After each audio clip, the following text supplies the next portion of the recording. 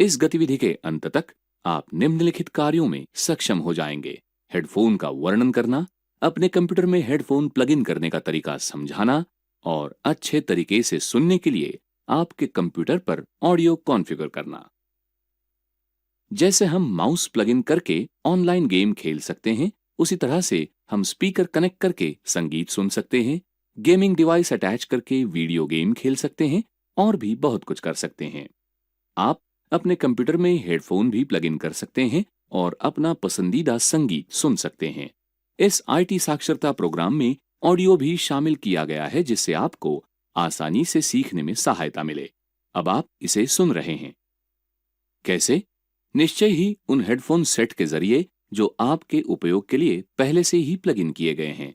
यदि आप स्वयं अपने हेडफोन प्लग इन कर सकते तो क्या ये अधिक रोचक नहीं होता? हेडफोन छोटे छोटे लाउडस्पीकर की जोड़ियां होते हैं, जिन्हें यूजर के कानों के पास लगाने के लिए डिजाइन किया जाता है। इन्हें ईयर स्पीकर या ईयरफोन भी कहते हैं। इनके वैकल्पिक इन ईयर संस्करणों को ईयरबड या ईयरफोन कहते हैं। हेडफोन का उपयोग ऑडियो सुनने के लिए कंप्यूटर के साथ किया जाता है। ऑडियो किसी भी प्रकार के हो सकते हैं, जैसे संगीत, पाठ्य सामग्री अथवा वॉइस चैटिंग। हेडफोन का उपयोग सामान्यतः कंप्यूटर की आवाज पर ध्यान केंद्रित करने में सहायक होता है, जिससे आसपास की आवाजों से व्यवधान नहीं होता या ध्यान नहीं भटकता। वे आपको अन्य लोगों को परेशान किए बिना ही संगीत सुनने में सक्षम भी बनाते हैं।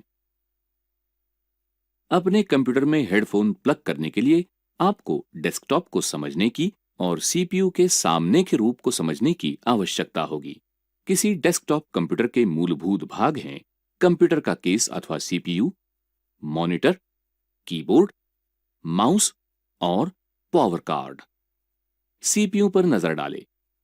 यहां आप एक सीडी या डीवीडी ड्राइव, कुछ यूएसबी पोर्ट, एक पावर बटन, ऑडियो इन और ऑडियो आउट के सॉकेट देखेंगे। सीडी या डीवीडी ड्राइव आप पाठ्यक्रम के लिए, मूवी देखने के लिए अथवा संगीत सुनने के लिए सीडी या डीवीडी इंसर्ट कर सकते हैं। यूएसबी पोर्ट अधिकांश डेस्कटॉप कंप्यूटर में अनेक यूएसबी पोर्ट होते हैं। इनका उपयोग लगभग सभी प्रकार के उपकरणों को कनेक्ट करने के लिए किया जाता है, जिनमें mouse, keyboard, printer, digital camera आदि शामिल है। ये कंप्यूटर पर आगे की ओर और कभी-कभी पीछे की ओर स्थित होते हैं। पावर बटन का उपयोग कंप्यूटर में पावर को ऑन या ऑफ करने के लिए किया जाता है। ऑडियो इन या आउट आप ऑडियो आउट सॉकेट में हेडसेट को कनेक्ट करके संगीत सुन सकते हैं। ऑडियो रिकॉर्ड करने के लिए ऑडियो इन सॉकेट में माइक्रोफोन को कनेक्ट किया जा सकता है। इन कार्यों को आसानी से किया जा सकता है कंप्यूटर में पीछे की ओर स्थित तारों के साथ उलझे बिना। आइए सीखें कि आपके कंप्यूटर में हेडसेट कैसे प्लग इन करते हैं। इस रोचक वीडियो को देखें, जिसमें आप इस प्रक्रिया के सारे चरण समझ सकते हैं। हेडसेट को प्लग इन करने के लिए इस प्रक्रिया का अनुसरण कीजिए। एक सुरक्षित केबल कनेक्शन को सुनिश्चित करने के लिए हेडफोन जैक को हेडफोन पोर्ट या स्पीकर पोर्ट में प्लग कीजिए और जैक को पूरी तरह से सॉकेट में डालें। डेस्कटॉप मोड में नीचे की ओर दाहिने सिरे के निकट स्थित स्पीकर आइकन पर क्लिक कीजिए। वॉल्यूम कंट्रोल विंडो प्रदर्शित होती है। वॉल्यूम को बढ़ाने के लिए वॉल्यूम स्लाइडर को पकड़कर उसे ऊपर की ओर ड्रैग कीजिए। आप स्लाइडर को नीचे की ओर ड्रैग करके वॉल्यूम को कम भी कर सकते हैं। याद रखें कि आपको वॉल्यूम को ऑन या ऑफ करने के लिए म्यूट स्पीकर पर क्लिक करना चाहिए। स्पीकर के लिए एप्लीकेशन वॉल्यूम कंट्रोल को देखने के लिए मिक्सर पर क्लिक कीजिए। हेडफोन या स्पीकर जैसे कनेक्ट किए हुए उपकरण के लिए और एप्लीकेशन अथवा सिस्टम साउंड के वॉल्यूम को आप अपनी आवश्यकता के अनुसार बदल सकते हैं। कुछ हेडफोन में हेडसेट में ही ऑन ऑफ बटन हो सकते हैं। कृपया जांचें कि बटन ऑन किया हुआ है। यदि आपके कंप्यूटर में हेडफोन का पोर्ट नहीं है, तो आप कंप्यूटर के पीछे की ओर स्थित स्पीकर पोर्ट से स्पीकर के केबल हटा सकते हैं और हेडफोन को इस पोर्ट से जोड़ सकते हैं। बिल्कुल आसान। आप इस गतिविधि के अंत में पहुंच गए हैं। आपने सीखा हेडफोन के बारे में, आपके कंप्यूटर के लिए हेडफोन्स प्लग इन करना और अच्छे तरीके से सुनने के लिए आपके कंप्यूटर पर ऑडियो कॉन्फ़िगर करना।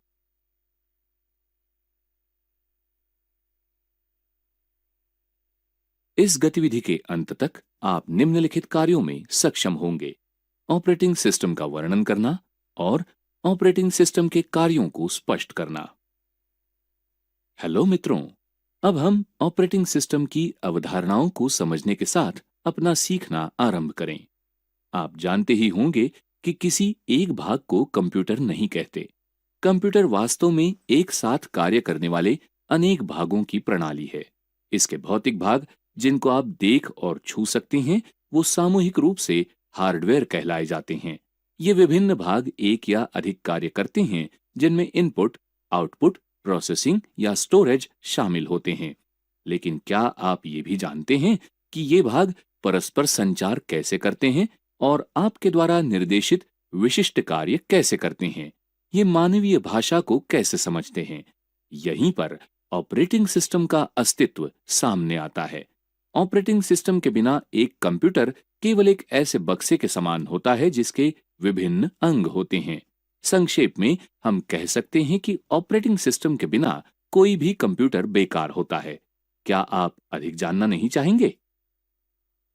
हार्डवेयर के विपरीत आप ऑपरेटिंग सिस्टम को छू या महसूस नहीं कर सकते, लेकिन आपको ये जानकर आश्चर्य होगा कि जब आप कंप्यूटर को ऑन करते हैं तो ये उसमें लोड होने वाली पहली चीज होती है। आरंभिक इलेक्ट्रॉनिक डिजिटल सिस्टम में कोई ऑपरेटिंग सिस्टम नहीं होता था। उस समय के कंप्यूटर आज की कंप्यूटर की तुलना में इतने अधिक साधारण थे कि कंप्यूटर में प्रोग्राम अक्सर मैकेनिकल स्विच की पंक्तियों में एक एक करके एंटर किए जाते थे। व्यावसायिक कंप्यूटर की उन्नति के साथ साथ हमें अनेक संख्या में ऑपरेटिंग सिस्टम सॉफ्टवेयर प्राप्त हुए हैं।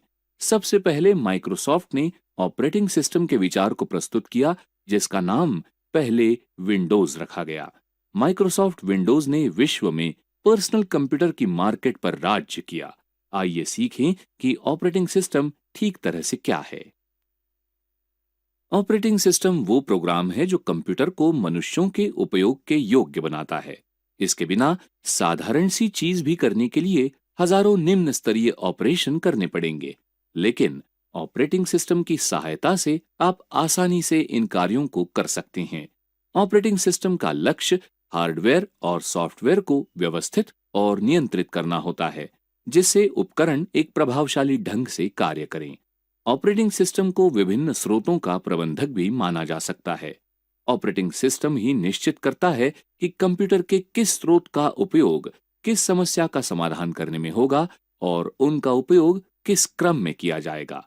आज सेल फोन से लेकर वायरलेस एक्सेस पॉइंट तक हमारे दैनिक जीवन में उपयोग किए जाने वाले अनेक उपकरणों में ऑपरेटिंग सिस्टम पाया जाता है।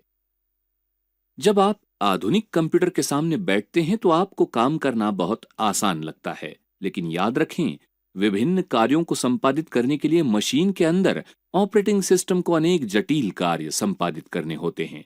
सभी अनिवार्य कार्यों को संभालने वाला, पर्दे के पीछे कार्य करने वाला वास्तविक कार्यकर्ता ऑपरेटिंग सिस्टम होता है।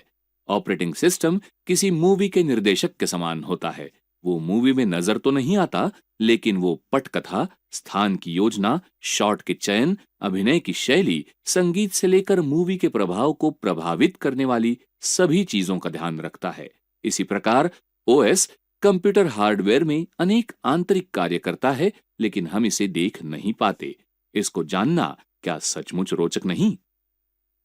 एक ग्राफिकल यूजर इंटरफेस या GUI के द्वारा यूजर ऑपरेटिंग सिस्टम से सीधे संपर्क बना सकते हैं। कई GUI एक स्थान प्रदान करते हैं जिसे डेस्कटॉप कहा जाता है। ऑपरेटिंग सिस्टम के उदाहरण हैं Windows, Novell NetWare, Mac OS, Unix और लिनक्स। किसी ऑपरेटिंग सिस्टम क्रियाओं को इन श्रेणियों में विभाजित किया जा सकता है: यूजर एवं कंप्यूटर के बीच संचारक, प्रक्रियाओं का प्रबंधन, पेरिफेरल प्रबंधन और मेमोरी प्रबंधन। ऑपरेटिंग सिस्टम की प्रमुख क्रियाओं में से एक है यूजर और कंप्यूटर के बीच संचार का प्रामाणिक साधन स्थापित करना। कंप्यूटर के हार्डवेयर एक दूसरे से संचार करने के लिए मानव द्वारा उपयोग की जाने वाली भाषा को नहीं समझते, लेकिन आप सोच रहे होंगे कि तब हमें कंप्यूटर से बिल्कुल सही परिणाम कैसे प्राप्त होते हैं। दरअसल ये ऑपरेटिंग सिस्टम ही होता है जो हमारी इनपुट को उस भाषा में परिवर्तित करता है जिसे हार्डवेयर समझ सके। ये आउटपुट को यूजर द्वारा समझी जाने वाली भाषा में परिणत करता है। आपने अनुवादकों को देखा ही होगा जो एक भाषा को दूसरी में परिणत करते हैं। इसी प्रकार ऑपरेटिंग सिस्टम भी एक अनुवादक होता है। क्या ये आश्चर्यजनक नहीं लगता? ऑपरेटिंग सिस्टम की प्रमुख क्रियाओं में से एक है प्रक्रियाओं का प्रबंधन। ऑपरेटिंग सिस्टम विभिन्न एप्लीकेशनों को एक साथ चलाने की सुविधा देता है। ये प्रोसेस होने वाले विभिन्न प्रोसेसों का पता लगाता है और प्रत्येक प्रोसेस की प्रोसेसिंग का प्रबंधन करता है। प्रोसेस प्रबंधन किसी ट्रैफिक सिग्नल पर खड़े एक ट्रैफिक नियंत्रक की तरह होते हैं। ट्रैफिक नियंत्रक का कार्य बिना किसी ट्रैफिक जाम या दुर्घटना के सभी ट्रैफिक का प्रबंधन करना है। इसी प्रकार प्रोसेस प्रबंधन का कार्य बिना किसी टकराव या गतिरोध के सभी प्रोसेसों का प्रबंधन करना है। ऑपरेटिंग सिस्टम कंप्यूटर से जुड़े विभिन्न इनपुट आउटपुट उपकरणों के कार्यों का प्रबंधन करता है। प्रिंटर और स्कैनर जैसे विभिन्न इनपुट और आउटपुट उपकरण ऑपरेटिंग सिस्टम के नियंत्रण के अंतर्गत कार्य करते हैं। ऑपरेटिंग सिस्टम किसी संस्था के प्रोजेक्ट मैनेजर की भांति होता है जो अपने सहकर्मियों को विभिन्न कार्य सौंपता है जिससे वे उसे कुशलतापूर्वक कर सकें। इसी प्रकार ऑपरेटिंग सिस्टम किसी प्रोजेक्ट मैनेजर की तरह होता है जो सभी उपकरणों पर अपना नियंत्रण रखता है ताकि वे प्रभावशाली और कुशलतापूर्वक ढंग से कार्य कर सकें। ऑपरेटिंग सिस्टम की भूमिका सचमुच चमत्कारिक है। मेमोरी प्रबंधन ऑपरेटिंग सिस्टम के सर्वाधिक प्रमुख कार्यों में से एक है। ऑपरेटिंग सिस्टम यह निर्णय करता है कि कौन सी फाइल मेमोरी में किस स्थान पर स्टोर होगी। प्राइमरी यानी रैम और सेकेंडरी यानी रोम दोनों प्रकार की मेमोरी ऑपरेटिंग सिस्टम के नियंत्रण में कार्य करती है। आसानी से समझने के लिए आप ये कह सकते हैं कि रैम एक शोरूम की तरह है जबकि हार्ड डिस्क एक गोदाम की तरह है और सीपीयू दुकानदार के समान है। जब भी कोई यूजर सीपीयू से कोई प्रोग्राम मांगता है ये पहले रैम में यानी शोरूम में जांचता है। अगर वो वहां नहीं है तो फिर हार्ड डिस्क में जहां गोदाम है वहां खोजता है। क्या ये समझने के लिए आसान नहीं है? जिन कार्यों की चर्चा की गई है उनके आधार पर आप किसी कंप्यूटर सिस्टम में ऑपरेटिंग सिस्टम का महत्व समझ सकते हैं। ऐसा कोई भी कंप्यूटर नहीं है जिसमें ऑपरेटिंग सिस्टम ना हो। वास्तव में ओएस यूजर द्वारा दिए गए निर्देशों के आधार पर हार्डवेयर को कार्यान्वित करता है। संक्षेप में हम कह सकते हैं कि ऑपरेटिंग सिस्टम के बिना किसी कंप्यूटर सिस्टम पर काम करना बिल्कुल ही असंभव है। आप इस गतिविधि के अंत में पहुंच गए हैं। आपने सीखा ऑपरेटिंग सिस्टम क्या है और ऑपरेटिंग सिस्टम के कार्य।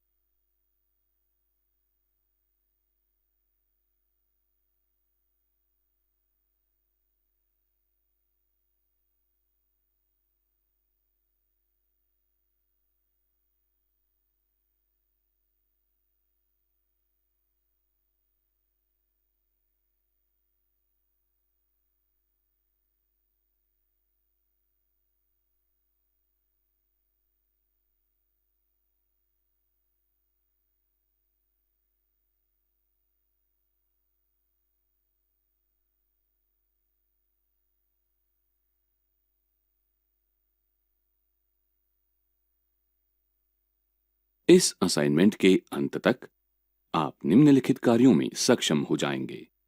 विंडोज 10 के फीचर्स का वर्णन करना और विंडोज 10 का उपयोग करने के फायदों को स्पष्ट करना। विंडोज 10 माइक्रोसॉफ्ट विंडोज संचालन प्रणाली का नवीनतम संस्करण है। विंडोज 10 के साथ कीबोर्ड से स्पर्श आधारित इंटरफेस के लिए स्विच करना पहले से अधिक आसान हो गया है। ये स्मार्टफोन, टैब या डेस्कटॉप कंप्यूटर जो भी हो, विंडोज 10 का उपयोगकर्ता सुखद अनुभव लेता है। विंडोज 10 की सबसे अच्छी बात यह है कि ये हमेशा बेहतर हो रहा है।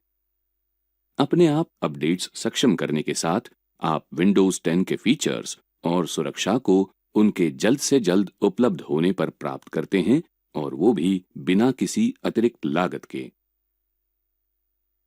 विंडोज 10 माइक्रोसॉफ्ट डिजाइन लैंग्वेज 2 पर आधारित नए इंटरफेस का उपयोग करता है। हालांकि इंटरफेस टैबलेट उपयोगकर्ता को बड़ा समर्थन प्रस्तुत करता है, स्टार्ट बटन डेस्कटॉप पर काम करने वाले उपयोगकर्ताओं के लिए अत्यधिक उपयोगी कार्यक्षमता को प्रस्तुत करता है। विंडोज 10 के कुछ नए फीचर्स में कोर्टाना नामक डिजिटल व्यक्तिगत सहायक, लाइव एप्लीकेशन टाइल्स और विंडोज पर आधारित एप्लीकेशंस के लिए विंडोज स्टोर शामिल है। इसलिए विंडोज 10 पावर पैक्ड और आधुनिक संचालन प्रणाली है, जिसमें विंडोज के पिछले संस्करण के समस्त फायदे और बहुत कुछ शामिल है। कोर्टाना में इंटीग्रेटेड सर्च फीचर है, जो स्थानीय कंप्यूटर के साथ साथ वेब पर स्रोत या विषय के लिए सर्च करना आसान बनाता है। टास्क व्यू फीचर आपको विभिन्न आभासी डेस्कटॉप्स के बीच स्विच करने में मदद करता है। विंडोज 10 सुधारित बिटलॉकर एन्क्रिप्शन के माध्यम से डेटा की अच्छी सुरक्षा को प्रस्तुत करता है। अगर आपको आधुनिक और जलद वेब ब्राउज़र की ज़रूरत है तो निश्चिंत हो जाइए। विंडोज 10 आपके लिए माइक्रोसॉफ्ट एज लाया है। ये एक हल्का और अभिनव ब्राउज़र है, जिसमें नोट्स लेने के लिए और वेब पेजेस पढ़ने के लिए इनबिल्ट टूल्स शामिल हैं। विंडोज 10 आपको एक ही प्रोग्राम के कई सारे उदाहरणों को एक ही समय पर खोलने की अनुमति देता है। इस फीचर के उपयोग के लिए टास्क बार में प्रोग्राम के पहले उदाहरण पर क्लिक करने के दौरान केवल शिफ्ट की को होल्ड कीजिए। दूसरा उदाहरण खुल जाएगा। कृपया ध्यान दीजिए कि कुछ प्रोग्राम्स मल्टीपल इंस्टेंस को सपोर्ट नहीं कर सकते। यद्यपि विंडोज 10 सुविधा समृद्ध संचालन प्रणाली है, इसका बूटिंग समय प्रभावशाली है। अध्ययन के अनुसार अच्छी सुविधाओं के बावजूद भी विंडोज 10 बूट होने के लिए केवल उतना ही समय लेता है जितना कि पहले तुरंत बूट करने वाले संस्करण लेते थे। विंडोज 10 को स्लीप और हाइबरनेशन मोड से जागृत होने के लिए अन्य संस्करणों की तुलना में काफी कम समय की आवश्यकता होती है। विंडोज एक्शन सेंटर आपके कंप्यूटर पर अधिसूचना की डिफ़ॉल्ट प्रणाली को बदलने में और सुरक्षा और प्रबंधन से संबंधित तुरंत कार्यवाही को कस्टमाइज करने में आपकी मदद करता है। बिटलॉकर नामक फुल ड्राइव एन्क्रिप्शन फीचर, जिनका उपयोग पहले के विंडोज के संस्करणों में किया जाता था, वे विंडोज 10 में अपडेटेड हो गए हैं। बिटलॉकर ड्राइव एन्क्रिप्शन ये डेटा का सुरक्षा फीचर है जो संचालन प्रणाली को एकीकृत करता है और खोना, चोरी या अन्य अनुचित कंप्यूटर से डेटा की चोरी या जोखिम की धमकियों को संबोधित करता है। विंडोज कैलकुलेटर ऐप पहले के संस्करणों की तुलना में विंडोज 10 में पूरी तरह से नए रूप में दिखता है। बटन सपाट है और इंटरफेस स्पर्श के अनुकूल है। सबसे रोचक बात यह है कि ये केवल डेस्कटॉप पर ही काम नहीं करेगा, बल्कि किसी भी विंडोज 10 आधारित उपकरण पर काम करेगा। विंडोज 10 यूजर इंटरफेस और कंप्यूटर डिस्प्ले में नवीनतम प्रवाहों को प्रतिबिंबित करना चाहता है। स्टार्ट मेन्यू दो सेक्शंस में विभाजित किया गया है। एक विभाग प्रोग्राम्स मेन्यू को स्क्रॉल डाउन करने के लिए है और अन्य एप्लीकेशन टाइल्स के लिए है। विंडोज 10 नया फीचर टास्क व्यू है। ये फीचर आपको अलग आभासी डेस्कटॉप के अंदर संबंधित विंडोज और ऐप को एक साथ जमा करके उनके लिए तुरंत एक्सेस प्रदान करता है।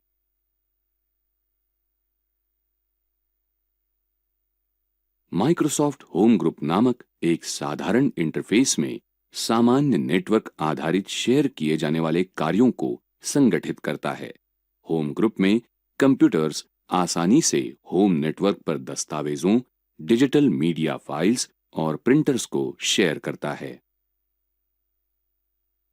स्निपिंग टूल आपके डेस्कटॉप पर कोई भी स्क्रीनशॉट कैप्चर करता है, जैसे कि पिक्चर या वेब पेज का विभाग।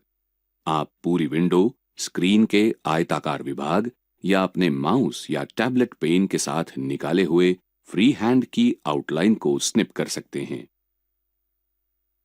विंडोज 10 में पेरेंटल कंट्रोल फीचर संभावित हानिकारक वेबसाइट्स, ऐप या खेलों से छोटे बच्चों को प्रतिबंधित करने के लिए माता-पिता और अभिभावकों को अनुमति देता है। इन फीचर्स का उपयोग करने के लिए सेटिंग्स में, फिर अकाउंट्स में और फिर फैमिली एंड अदर पीपल में जाइए। आपको अपने कंप्यूटर पर इन फीचर्स को लागू कराने के लिए माइक्रोसॉफ्ट अकाउंट के साथ साइन इन करना आवश्यक होगा।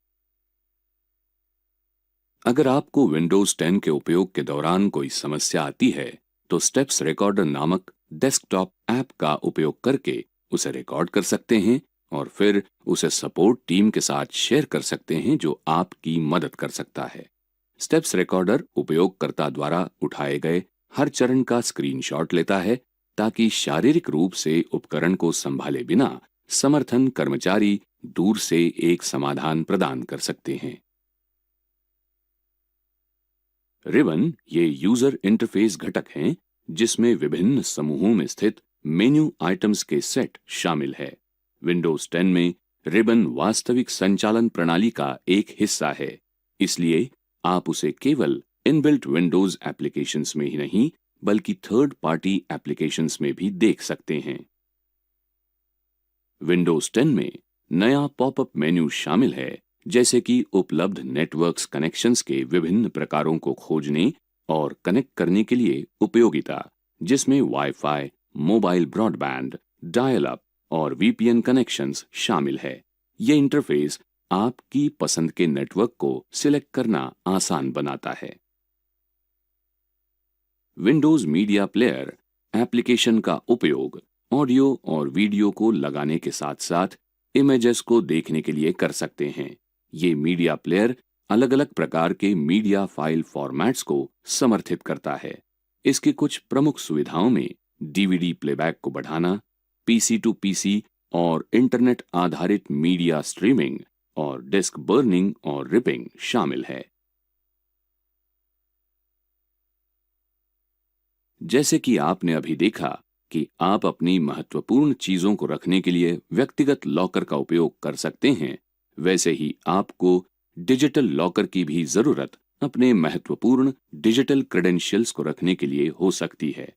विंडोज 10 में क्रेडेंशियल मैनेजर उपयोगिता आपके क्रेडेंशियल्स सेव करती है, जैसे कि यूजर नेम्स और पासवर्ड्स, ताकि आप आसानी से वेबसाइट्स, नेटवर्क कंप्यूटर्स और अन्य स्रोतों पर अपने आप लॉग ऑन कर सकते हैं। विंडोज 10 में माइक्रोसॉफ्ट एज नामक हल्का, तेज और आधुनिक वेब ब्राउजर है।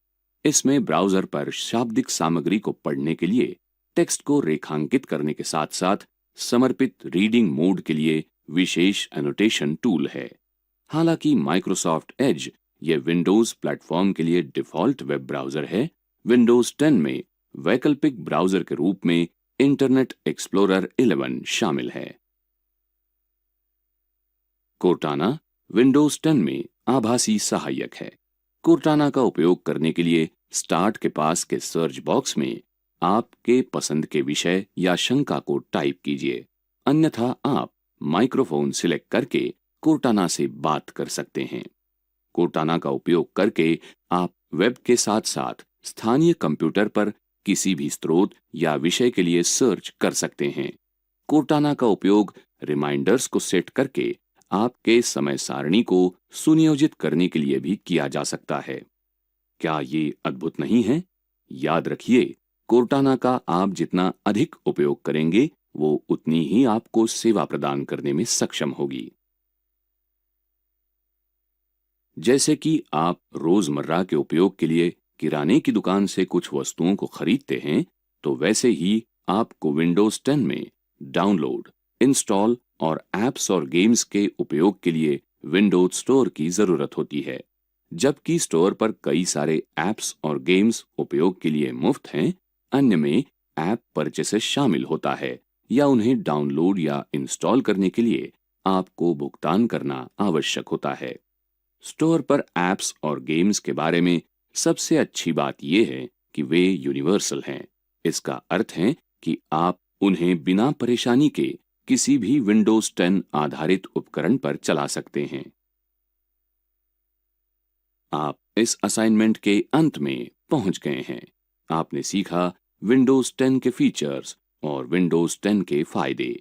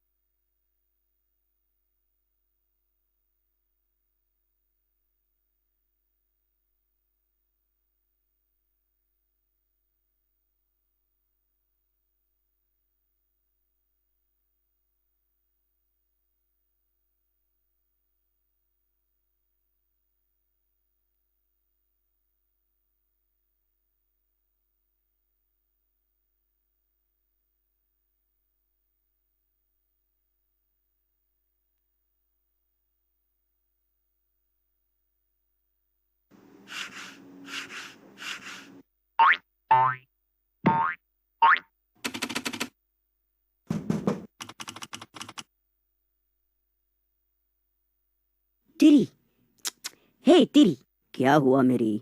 आज इस कंप्यूटर में कुछ हुआ तो नहीं है? देखो रोज की तरह ये चल नहीं रहा है। लगता है सिद को ये पता चल गया है कि हम उसका कंप्यूटर इस्तेमाल कर रहे हैं, इसलिए उसने कंप्यूटर लॉक कर दिया है। यार मेरी कंप्यूटर को बूट करो ना। ओह, मुझे पता है अब वो क्या कर रहा होगा।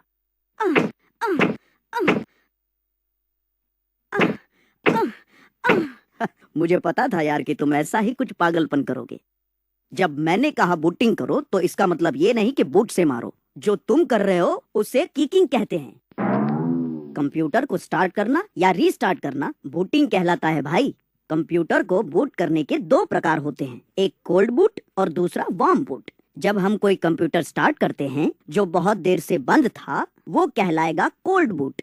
अब हम देखेंगे कि कोल्ड बूट कैसे किया जाता है।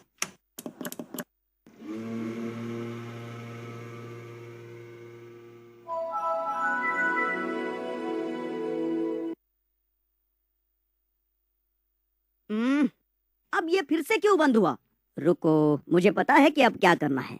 विंडोज लोड होने की प्रक्रिया में किसी भी प्रकार की समस्या आती है, तब हमें कंप्यूटर को रीस्टार्ट करना चाहिए हमारे सीपीयू के पावर बटन को दबाकर। ये कहलाएगा वार्म बूट।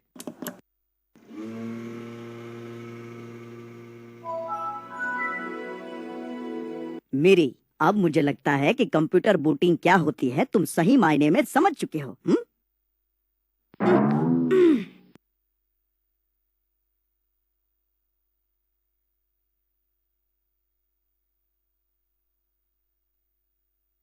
कंप्यूटर शुरू होते ही मॉनिटर पर हमें डेस्कटॉप दिखता है। उसके 3 महत्वपूर्ण हिस्से हैं।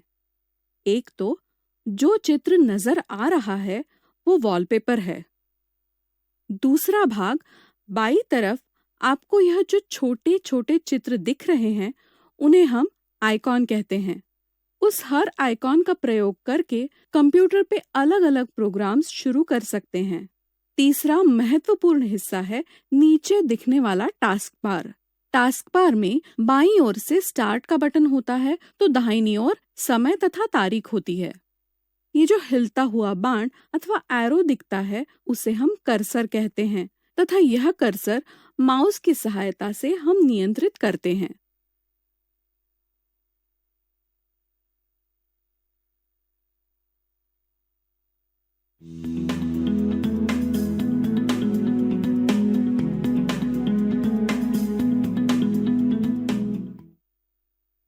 आइए देखते हैं अपने स्मार्टफोन में ईमेल कैसे देखें।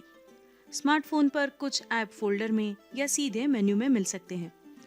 यहाँ हम देखते हैं कि इस फोन में गूगल नाम का एक फोल्डर है जिसमें गूगल के कई ऐप हैं। तो चलिए हमारे जीमेल अकाउंट को एनेबल करें। यहाँ आपको लॉगिन विंडो दिखाई देती है। देखिए मेरा एक अकाउंट पहले से ही लॉग्ड इन है, इसलिए हम दूसरे अकाउंट को एनेबल करने के लिए फोटो पर टैप करेंगे। यदि स्मार्टफोन में पहले से ही एक से अधिक ईमेल आईडी अकाउंट्स हैं, तो आप उन सभी ईमेल आईडी को यहाँ देख सकते हैं। अब हम एक और अकाउंट ऐड करेंगे। सेटअप ईमेल यह विकल्प यहाँ दिखाई देता है। हाँ, यदि आप यह पहली बार है जब स्मार्टफोन पर मेल करने के लिए लॉगिन कर रहे हैं, तो आपको सीधे इस सेटअप पेज पर भेजा जाएगा। अब हम अपने जीमेल अकाउंट में लॉगिन करने के लिए गूगल का चयन करेंगे। अब अपनी ईमेल आईडी यहाँ डालें और आगे बढ़ें। आपको एक पासवर्ड सेट करने के लिए कहा जाएगा। इसे टाइप करें। मैंने अपना मोबाइल नंबर अपने जीमेल खाते में नहीं जोड़ा है, इसीलिए यहाँ इसके लिए एक विकल्प है। यदि आप यहाँ आपका एक नंबर जोड़ना चाहते हैं तो यस आई एम इन ये विकल्प चुनें और अपना नंबर इस ईमेल आईडी में जोड़ें। मैं अभी यहाँ कोई मोबाइल नंबर नहीं जोड़ना चाहती, तो स्किप करते हैं। अब आप गूगल के Google terms and services agreement को देखते हैं। यहाँ आई एग्री इस ऑप्शन को चुनें और देखिए हमारा नया खाता अब जोड़ दिया गया है।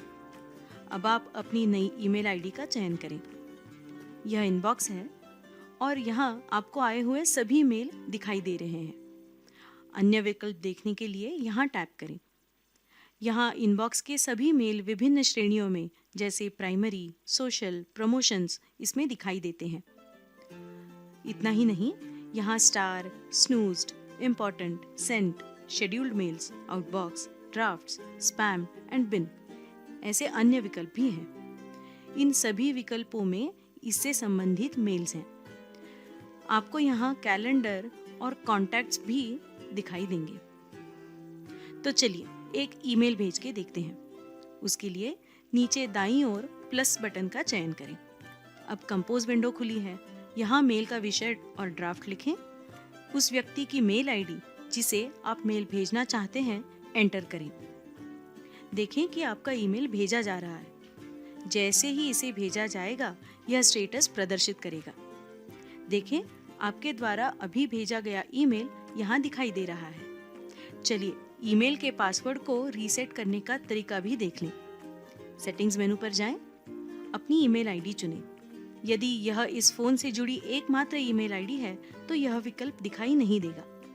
यहाँ आपको सेटिंग्स के तहत विभिन्न विकल्प दिखाई देंगे। आप मैनेज योर गूगल अकाउंट का चयन करेंगे। आपके ईमेल अकाउंट को मैनेज करने के विभिन्न विकल्प जैसे कि home, personal information, data and personalisation, security, people and sharing, payments and subscriptions आदि दिखाई दे रहे हैं। अपना पासवर्ड बदलने के लिए हम सिक्योरिटी ऑप्शन में पासवर्ड टैप करेंगे।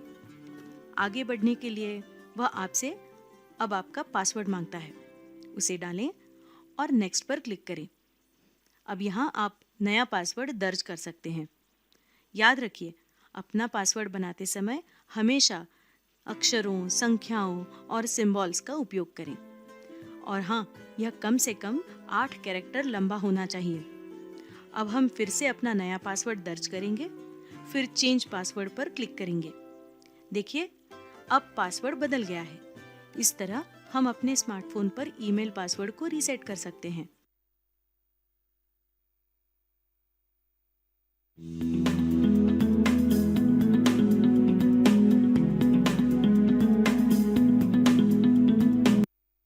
सभी कंप्यूटर के द्वारा उपयोग किया जाने वाला प्रमुख इनपुट डिवाइस कीबोर्ड है। टाइपराइटर जैसे नजर आने वाले कीबोर्ड में अल्फाबेट के सभी अक्षर 0 से 9 तक संख्याएं और अतिरिक्त स्पेशल प्रक्रिया संबंधी बटन होते हैं। लोगों को समझ में आने वाले अक्षरों, संख्याओं और विशेष कैरेक्टरों को कीबोर्ड इलेक्ट्रिकल सिग्नल में बदल देते हैं। ये सिग्नल सिस्टम यूनिट में भेजे जाते हैं और वहां प्रोसेस होते हैं।